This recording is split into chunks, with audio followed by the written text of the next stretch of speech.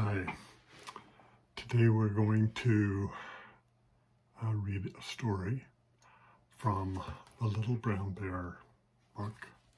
This one is called Little Brown Bear's April Fool's Day.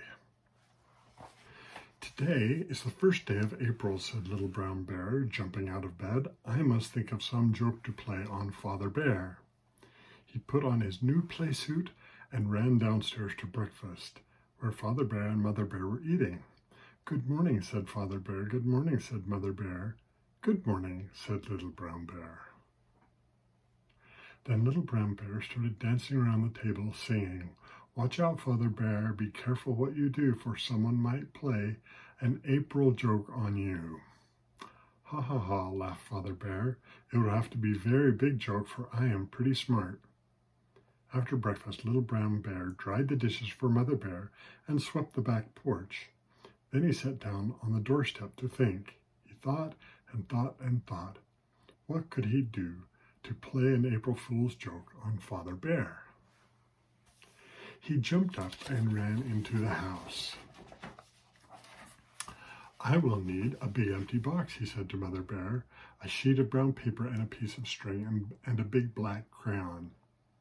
There is a box on the shelf in the hall closet, said Mother Bear, smiling. And there is a paper and a string and a crayon in the table drawer.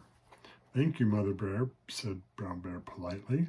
He found the paper and a ball of red string and the crayon in the dryer. A very big joke I'm going to play on Father Bear this April day.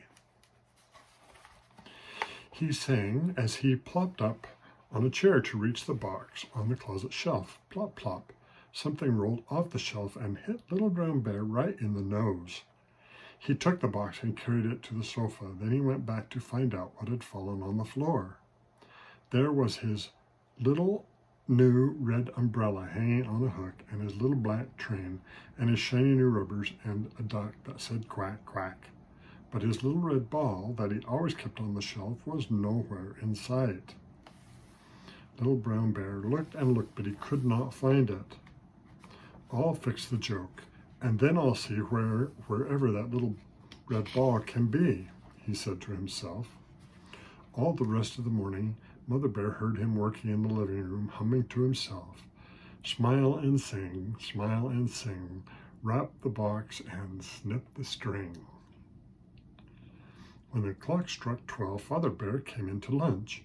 He sat down at the table just as Little Brown Bear came in with a big package. Here's a big package for you, Father Bear, he called in a very excited voice. It must be the seeds I sent for, said Father Bear, untying the red string.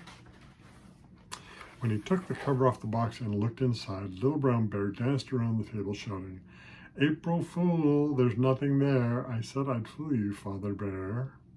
Then Mother Bear laughed, and Father Bear laughed, and Little Bear laughed and laughed and laughed. After they had eaten their lunch and Father Bear had gone back to work, it began to rain, so Little Brown Bear could not go out to play. He started looking for his little red ball, and at last he called, My little red ball is just nowhere. Please help me find it, Mother Bear.